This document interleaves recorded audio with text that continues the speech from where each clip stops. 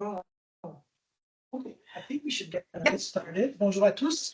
Bienvenue à la présentation scientifique de cette semaine au Centre de recherche St. Mary's. Welcome everyone. C'est un plaisir pour moi, un plaisir personnel pour moi d'introduire la présentatrice d'aujourd'hui, simply because Saima was my resident when I was just starting out as junior staff at McGill, and now she's my colleague. It confirms that people move forward in life and that we all get older. At least I got old and she got better. Dr. Hassan a obtenu son doctorat en médecine, puis son PhD à l'université McGill. Elle a complété sa résidence en chirurgie générale aussi à McGill. À l'époque, le Glen n'existait pas. C'était un concept très, très vague. Par la suite, elle est allée compléter un fellowship en oncologie chirurgicale à l'Université de Toronto, and then further postdoctoral training at Oregon Health and Science University in Portland, Oregon. Surgeons like to train a very long time. I would have preferred that she comes to McGill, but she chose to go to the other side of the street at l'Université de Montréal, where she rose up the ranks and est maintenant professeure agrégée au département de chirurgie et d'oncologie aussi, je pense, chirurgie, chercheuse titulaire au Centre de recherche du CHUM et détentrice de la chaire Scotiabank en diagnostic et traitement du cancer du sein. Dr. Hassan is the rightful heir of Dr. Robidoux, who is an internationally recognized breast cancer scholar, passed away a few years ago. And she herself has now become a trademark name in breast cancer, over 60 publications, contributions to over 70 clinical trials. She's one of the people that I'm proud to say that I've trained in the past, but now I learned from. And the mic is yours, Saima. Thank you. Thank you very much for the invitation. It's very nice to be here, back at the center where I trained. I remember the first floor was where I did my family medicine stage. Still is family medicine. Still is family medicine. And so I'm happy to be here, and thank you very much for the invitation. So today I'll be talking to you about the role of about breast cancer and the role of the 21 gene recurrence score in hormone receptor positive breast cancer, and putting an angle on the Quebec experience. So here are my disclosures. So I'll be talking about a little bit about, obviously about my research, but also a little bit about the clinical context of where this is all placed in at the current moment. So first we'll start off with the role of this 21 gene score, or this genomic test in hormone receptor positive breast cancer patients, and what is its impact on our treatment decisions in Quebec. There will be two settings that I will be looking at. One is the adjuvant setting, which is after surgery, and one is the neoadjuvant setting. I'll be looking at the current controversies in hormone receptor positive breast cancer within this context. So what's happening in the context of premenopausal patients? What do we do in the context of adjuvant oral chemotherapy or CDK4/6 inhibitors? And then also I'll give a little highlight of some of my upcoming projects that are that will be coming through in the pipeline. So breast cancer, as you all know, it affects 1 in 8 women. In 2024, breast cancer represents 25% of new cases. It's classified based on the protein expression of 3 receptors: estrogen receptor, progesterone receptor, and the human epidermal growth factor receptor, or HER2. So globally, in 2020, 2.3 million women were diagnosed with breast cancer, and 685,000 deaths are due to breast cancer. In Canada, this is the statistic from 2019, but the trend has continued to be the same, where the rate of mortality has decreased by 50% over the last. I'm just going to turn the camera. They don't see me. There we go. That's the live event. It's not an audio event. There's a video as well. Thank you. Perfect. So in terms of the progress that we've made in terms of screening, in terms of treatment options, it's really made a difference. We've been able to decrease mortality by 50%. So I'll go get back to that point in the future. But so I wanted to just make sure we were all on the same page as we move forward in the presentation. So I just wanted to define some of the terms. So the neoadjuvant setting is what treatment that we give prior to surgery. So any chemotherapy therapy that we would be giving, or sometimes we give anti-hormonal treatments before surgery.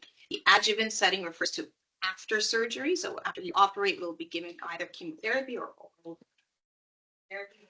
And metastatic setting is once the cancer is already spread to distant organs. So what is the clinical trajectory in breast cancer? If you have palpable tumor, we often tend to give neoadjuvant chemotherapy followed by surgery, radiation therapy, followed by oral chemotherapy or PARP inhibitors. Palpable tumor or non-palpable tumor, we can do the same kind of trajectory, but we start with surgery first instead of chemotherapy first. And then in the metastatic setting, it's a little bit, there's multiple options, and often it's systemic therapy based, plus or minus radiation therapy, plus or minus surgery. So what are the prognostic factors in breast cancer? There's young age. So women who are diagnosed with cancer at a younger age tend to have a poor prognosis. And some of this is because they tend to be in a more advanced stage of the time of diagnosis. And this is what's been alarming us, as the incidence of breast cancer has been increasing in young women, particularly in the ages of, as we recently found out also in Quebec, so an increase in 18% from the ages of 45 to 49, and from 11% from 40 to 45. So this is an important aspect to keep in mind when we're talking about treatments for breast cancer. However, classically, tumor size has been an important aspect for determining what are the types of treatments that we give. I remember during my training, and this is where I feel old, that we were taught that tumor size is like one of the important features that we would have to keep in mind in cancers that are about over 2 centimeters. We should definitely start considering chemotherapy, depending on the breast cancer subtype. There's tumor grade, which is what our pathologists evaluate, but that can be variable between pathologists, as often it changes about 30% amongst pathologists. And then there's receptor status, estrogen receptor, progesterone receptor, and HER2. But the classic one is regional lymph node involvement. Before I get to the lymph nodes, I wanted to just further discuss a little bit about the breast cancer subtypes. So the most common subtype of breast cancer is hormone receptor positive breast cancer, comprising about 65 to 70% of breast cancer. It has a distinct metastatic propensity to bone, lungs, liver, and brain. There's HER2 positive breast cancer, in which it also can go to lungs and liver, brain, and bone. And then there's triple negative breast cancer, which do not overexpress estrogen, progesterone receptors, or HER2. It is 15 to 20% of breast cancers and lungs, liver, brain, bone. But we'll be focusing on the hormone receptor positive subtype here. So lymph nodes, tumor involvement of the lymph nodes is considered the strongest and is one of the oldest prognostic markers for breast cancer. However, there's limitations of lymph nodes involvement as a prognostic marker because of its lack of sensitivity and specificity. Approximately 1/3 of patients with breast cancer without lymph node involvement will still develop distant metastasis, while one-third of the patients with lymph node involvement do not develop distant metastasis 10 years after local treatment. So that was one of the impetus, or one of the reasons for which we needed to find better prognostic markers. So in 2004, one of the multi-gene tests was published amongst patients that were no negative but hormone receptor positive breast cancer. So this was a multi-gene, 21-gene assay. It's based on RT-PCR, and it's done on the tumor tissue from the surgical sample. And they were able to create an algorithm to calculate what's called a recurrence score, and I use this word alternatively with oncotype, on a scale of 0 to 100 to determine the risk of distant recurrence. So low risk, so there were 3 categories that were created. Low risk is a recurrence score less than 18, intermediate risk is between 18 and 30, and high risk is above 30. With these correlated to a 10-year distant recurrence rate of 7%, 14%, and 30% amongst patients receiving an anti-hormonal treatment called tamoxifen. So once this test was released, it was exciting, but we needed to have proof that it actually works. So the first study that validated that this test works was called TAILOR-X. It's a prospective clinical trial of 10,200 women that did not have any lymph nodes that were involved. And it clearly showed that amongst patients that were over 50 years, we were able to decrease the use of chemotherapy overall by about 85%. But in addition, if you had a score that was less than 26, you were able to forego chemotherapy, which was an important decrease in the use of chemotherapy for this cohort of patients. So then what do we do with patients who have node-positive disease? So there were a few retrospective studies that were released. One was a phase called SWOG 8814. This was a phase 3 trial for postmenopausal women with ER-positive, node-positive breast cancer. And they wanted to determine the benefit of chemotherapy compared with tamoxifen based on a recurrence score. Here, they did not observe any benefit in the lower intermediate risk groups. In the high risk group, though, there was 12% and 17% improvement in disease-free survival and overall survival at 10 years in the chemotherapy followed by tamoxifen group. There's another study that was called the West German Plan B study, and here the study incorporated the recurrence score in patients with less than 4 positive nodes to omit chemotherapy if the recurrence score was less than or equal to 11. Otherwise, to randomize them to receive anthracycline-based chemotherapy versus non-anthracycline-based chemotherapy. Among the patients with a recurrence score less than 11, the 5-year disease-free survival and overall survival was excellent at 94% and 99% respectively. In patients with chemotherapy, the disease-free survival and overall survival was 94% and 97% respectively if the recurrence score was between 12 to 25, and 84% and 93% if the recurrence score was greater than 25. The study demonstrated the non-inferiority of an anthracycline-containing regimen compared to an anthracycline-free regimen in a cohort with intermediate and high genomic risk. So we wanted to better understand what was the practice going on in Quebec. So we undertook Dr. Robidoux had started this trial where it's a prospective multi-center observational trial for patients with hormone receptor positive, HER2 negative breast cancer. And the first part is for patients after surgery for T1 to T3 disease. So it's for tumors that are between up to 5 centimeters or greater, and then with 1 to 3 positive nodes. The second objective was to determine the change in the level of confidence expressed by the physician and the change in the estimated cost of the recommended treatments before and after the results. Sorry, I was wondering what was going on. The primary objective was a change in physician recommendation for chemotherapy before and after test results. The methods are that the physicians completed a questionnaire and that they indicated their choice of treatment when they saw the patients up front, what would they want to do, if they wanted to administer chemotherapy or not. Then we sent out the specimen for an oncotype, and then based on the oncotype, we determined if this changed our treatment decision or not. And then we've also observed the fact of what after the discussion occurred with the patient, did the actual prescription change in the administration of the chemotherapy? And then what happened 6 months later? Did the patient continue to receive chemotherapy, or did they decide to, either they decided or were unable to complete the treatment? So 70 patients were recruited between March 2018 and 19 in 5 hospitals as part of the McPeak-Savoie group in Quebec. This included the CHUC, the Quebec University Hospital Center, the Jewish General Hospital, McGill, Maisonneuve-Rosemont Hospital, and the CHUC. So the baseline characteristics, there were some patients who were younger. There was 19% that was less than 50, 81% that was greater than or equal to 50. Similar trend in terms of premenopausal and postmenopausal status. The tumor size, there was about 66% that was less than or equal to 2 centimeters and 34% that was greater than 2 centimeters.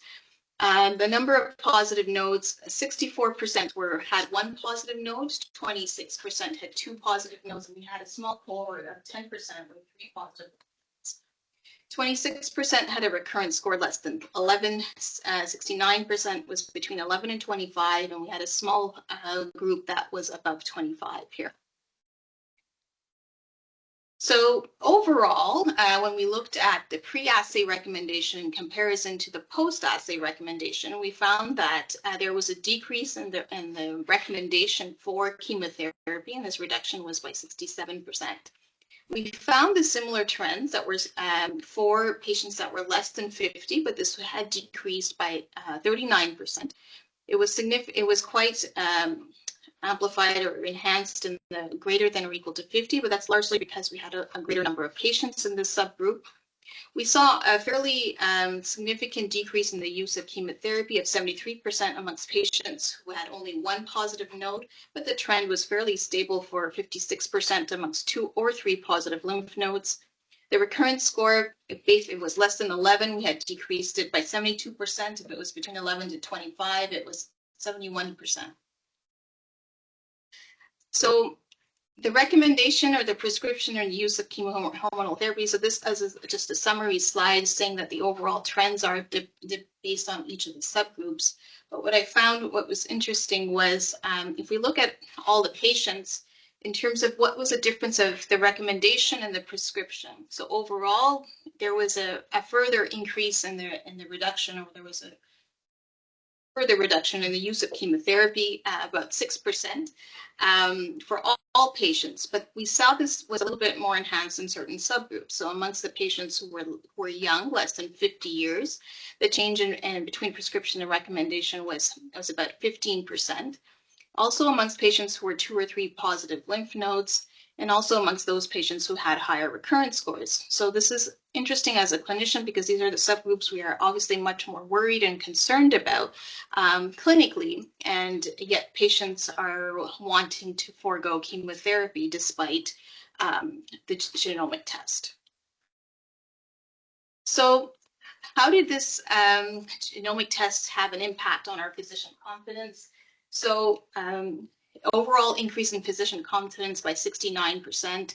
If you divide this into different subgroups of the recurrence scores, so the post-assay recommendation where the confidence increased by 76% if the recurrence score was less than 14. So the lower the recurrence score, we're much more happier in foregoing chemotherapy.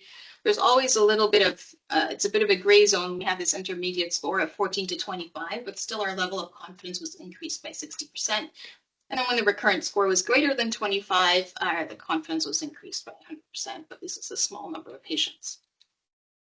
We also wanted to look at what was the recommendation for growth factor, for the use of growth factor supportive therapy, and that also decreased by 36 and 40%. I must say the practice was perhaps a little bit different at that time, where we weren't necessarily always giving growth factor supportive therapy, but at the current moment, we tend to be using it more. So then we performed a cost analysis to determine, can the actual decrease in the use of chemotherapy decrease the cost, and would this be advantageous in the province of Quebec?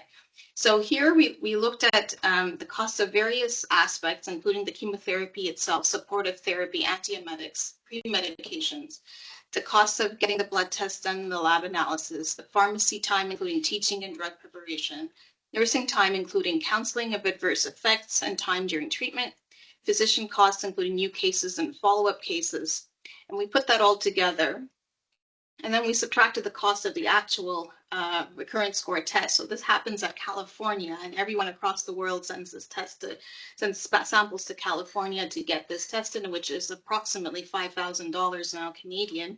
So there was still an advantage, although a bit, it was about $823 advantage per patient, which seems a bit small, but I don't think we can just minimize it as for an actual cost. I think that the fact that the benefit that this has for the patients for not having to undergo such extensive or exhaustive treatment, it has an important role to play. And what I didn't show here, but what we also found was that there was an important switch in also the type of chemotherapy that we were recommending. So if the classic treatment goes on for about 5 months, we were able to also switch that often to lower treatments that were lasting about 3 months and only 4 treatments. So we could also offer a lesser duration of treatment for these patients. So in conclusion, the 21 gene recurrence score we were able to decrease the use of it by 2/3 in hormone receptor positive, node positive breast cancer. It was particularly remarkable amongst the older patients with a reduction in 74%.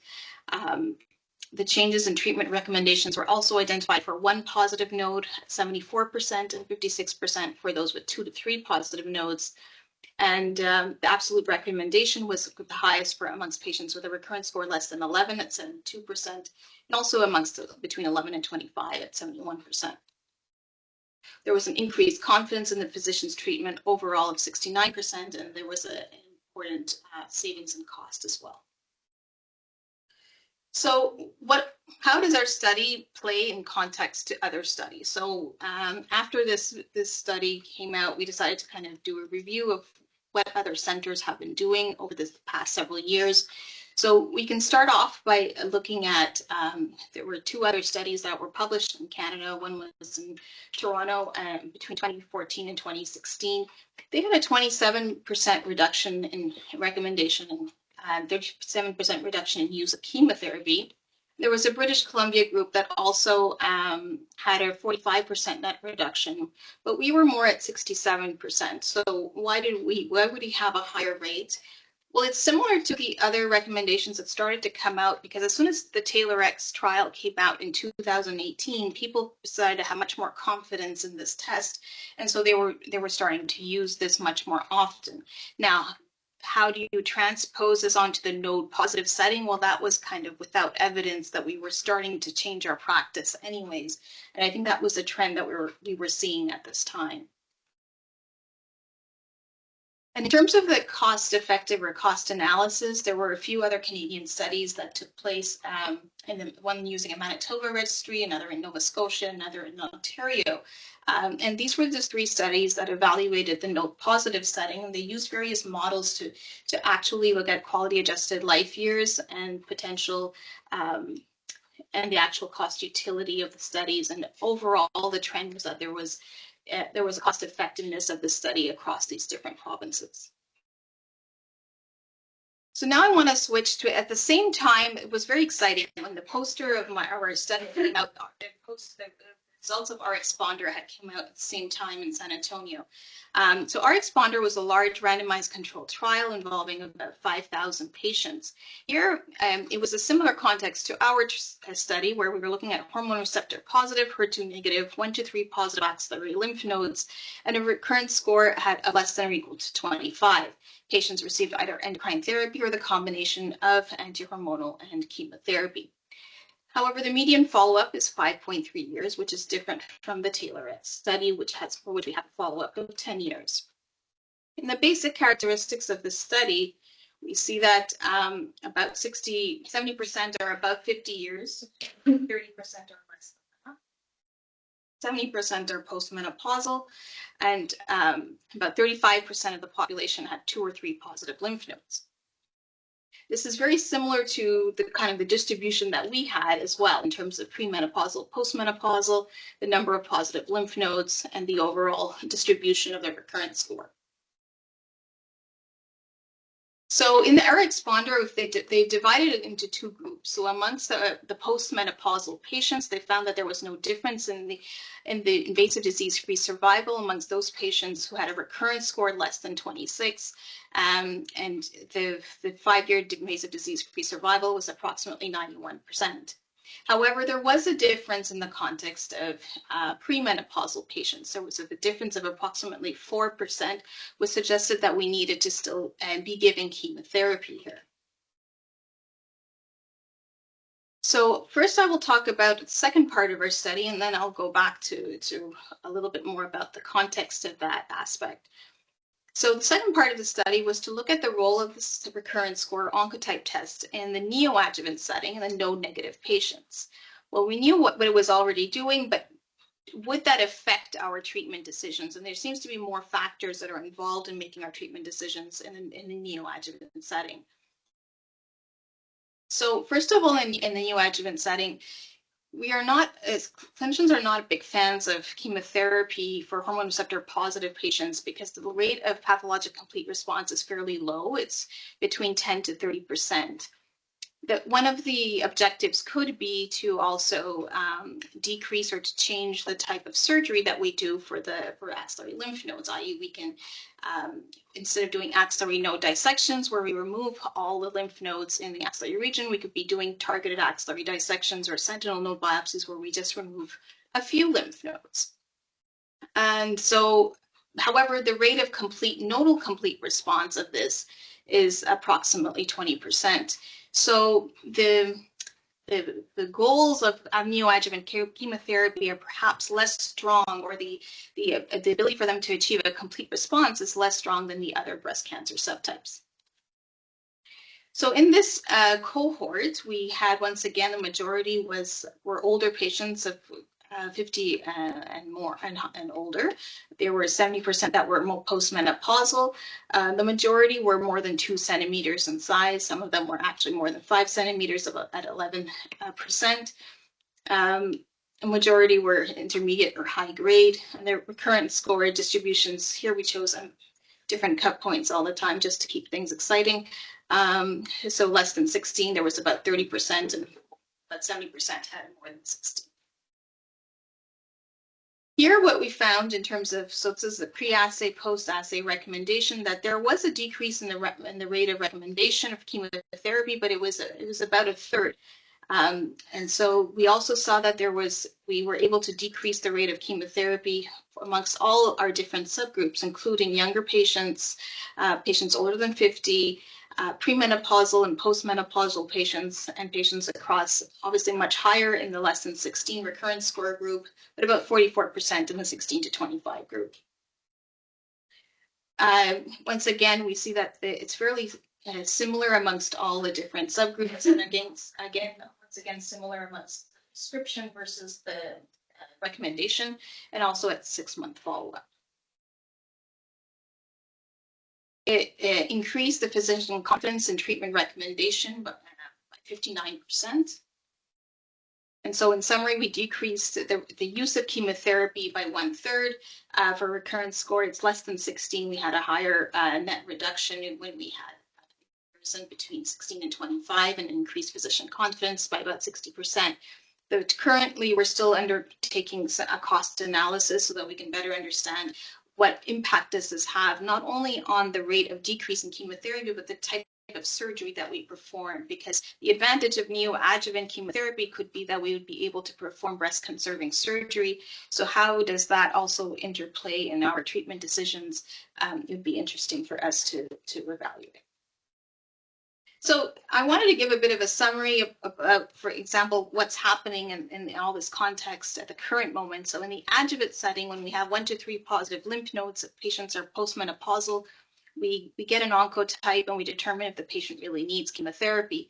Because of the RxPonder results for premenopausal women, we're less hesitant to order the oncotype test, and we tend to give more chemotherapy, but it's very context dependent.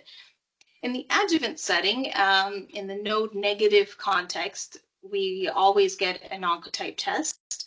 However, in premenopausal patients, we apply a clinical risk as well to determine if that modulates the oncotype score itself. In the neoadjuvant setting, with 1 to 3 positive lymph nodes, so either in postmenopausal, we often would operate with either TAD or sentinel node biopsy, and we could do a frozen section. However, I know that the gold standard would be to do an axillary node dissection, but we discuss this with the patient and we offer it as an option. Premenopausal setting, there's neoadjuvant chemotherapy that is often given. However, in the node negative setting, once again, the recurrence score is not yet approved by the government. So if we do feel that it could be beneficial, we would require a tumor board discussion at our site. But it hasn't been yet integrated, because we're often, the time it takes to get the analysis and planning the surgery, we're always, we'd rather operate first. But I think it could be useful, and definitely in certain settings. So what's the deal with premenopausal women? So yes, the chemotherapy had shown a benefit, but we don't know for sure if the benefit was from the chemotherapy itself or the chemotherapy-induced menopause. The concept of blocking hormones, a double blockade, or ovarian suppression, has been a concept that has been going around for several years. In 2009, Nant et al. Had published a paper evaluating the role of anti-hormonal treatment plus a medication like goserelin, or in combination with zoledronic acid or bisphosphonate. And that was shown to induce a relative risk reduction of 36% in disease progression. was a smaller, well, not smaller, but relatively, it's 1,800 patients, a fairly good sized study. But there was also a meta-analysis that was performed that looked at the role of ovarian suppression in combination with an aromatase inhibitor, and there was an improvement in distant recurrence when this was used in comparison to tamoxifen. So clearly there's a role of ovarian suppression in this cohort of patients. And to formally answer this question, we are currently, there's a clinical trial that's ongoing internationally, MAC30 or NRG-BR009, which is randomizing premenopausal patients which are either node negative with a recurrence score that is intermediate or node positive with a low recurrence score to determine if they would truly benefit from ovarian function suppression and aromatase inhibition or the combination with chemotherapy. Interestingly, Quebec is doing really well in the recruitment in the study. The SHRIC and the SHIM are amongst the top 5 recruiters in North America. Part of it has to do, I'm sure, with the fact that surgeons are often much more involved in the decision-making process from the beginning, and we're working together with the medical oncologists to help in the recruitment. So I think this will be something that will be coming soon in terms of upcoming interesting results. However, the context of the treatments for hormone receptor positive breast cancer patients has become quite complex. We have the context of oncotype and recurrence score that helps us determine what to do with intravenous chemotherapy. But there's also the clinical factors that I've mentioned earlier, and that helps us determine if they should be also receiving oral chemotherapy afterwards. So in particular, amongst oral systemic therapy, we have a PARP inhibitor called olaparib that's useful for BRCA1 or 2 mutant patients with either 4 positive lymph nodes or what's called a CPS-EG score greater than or equal to 3. But after that, we have 2 types of CDK4/6 inhibitors. There's abemaciclib and there's ribociclib. Abemaciclib is given based on the fact that if you have 4 or more positive lymph nodes, or if you have 1 or 3 positive lymph nodes with grade 3 tumor, or if you have 1 to 3 positive lymph nodes with the tumor size greater than or equal to 5 centimeters, or if you have 1 or 3 positive lymph nodes with the Ki67 greater than or equal to 20%. And then for ribociclib, which has come out in which this is administered for 3 years, either for no positive patients or if you have a T2 and 0 to cancer. So if you compare the outcomes of all 3 of these drugs, olaparib was shown to improve overall survival.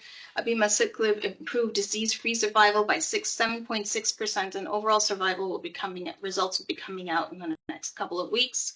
And ribociclib was shown to improve invasive disease-free survival with a follow-up of 3 years as well. So in the clinic, we're seeing a subpopulation of, yes, they have aggressive cancers, they have more than 4 positive lymph nodes, and yes, they're getting intravenous chemotherapy and they're getting oral chemotherapy. But there's also this in-between cohort, which I haven't quite understood, where they don't meet the criteria for chemotherapy intravenously because they have a low oncotype, but they have all the clinical risk factors, so we're giving them oral chemotherapy.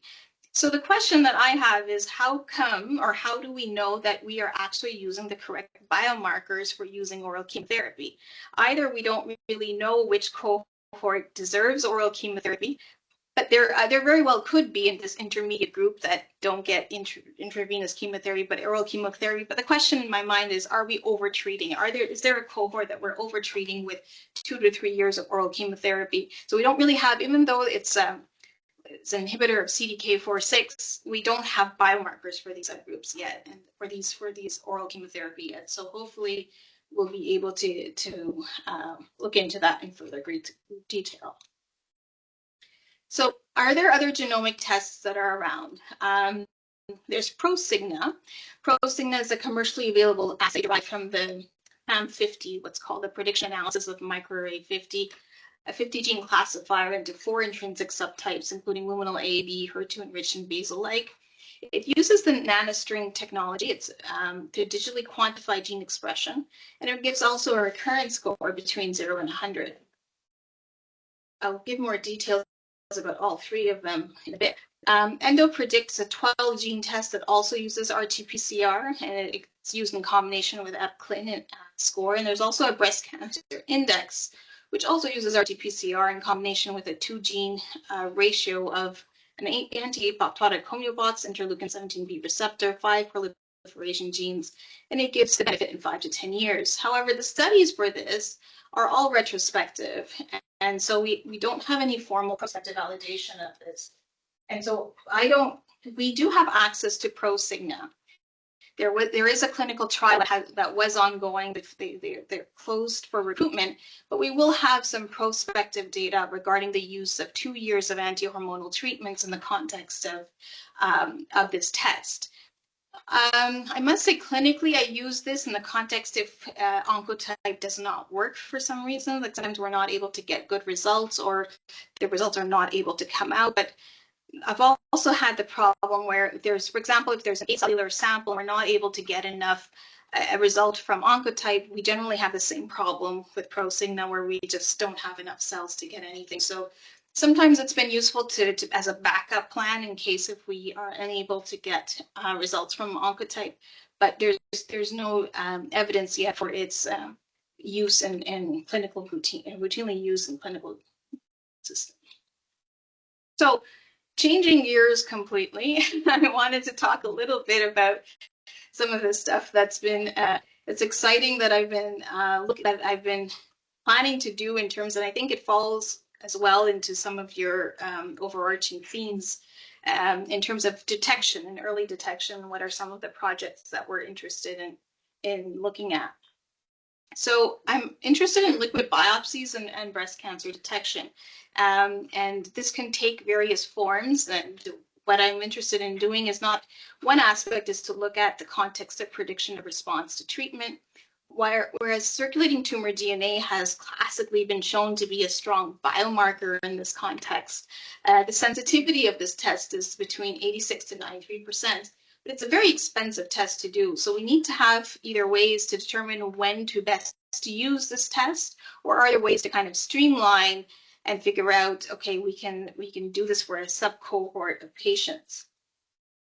So what I'm planning to do is to do a multimodal approach to detect breast cancer, whereby we'll be doing some immune profiling of blood and performing Raman spectroscopy, which is a form of a way of determining the biochemical constituents of blood, and using ensemble learning approaches, or AI, to better integrate the clinical features and the various features to help improve the detection of breast cancer. So Raman spectroscopy uses a laser light with specific biomolecules that doesn't destroy the blood in any way. The light is scattered, and it yields important information about lipids, nucleic acids, proteins, and aromatic amino acids. Raman spectroscopy has been used to identify or detect various diseases such as COVID-19 saliva with an 80 to 90% accuracy.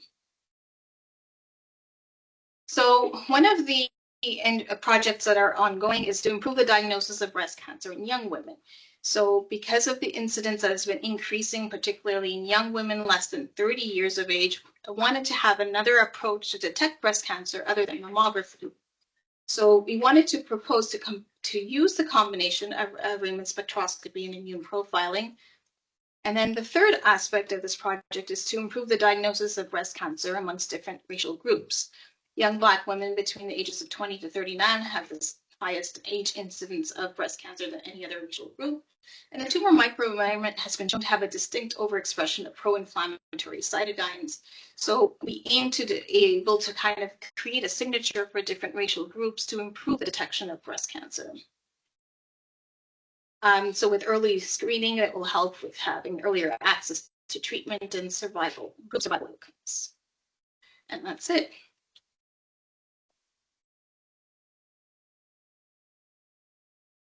Thank you very much, Dr. Hassan. It aligns nicely with the DNA of St. Mary's, which is bringing it back to what matters to patients, and it's a very elegant summary of what's going on in the past, I would say about 20 years, which we started with how much tumor can we kill, and we're shifting towards how much patient we can save or spare.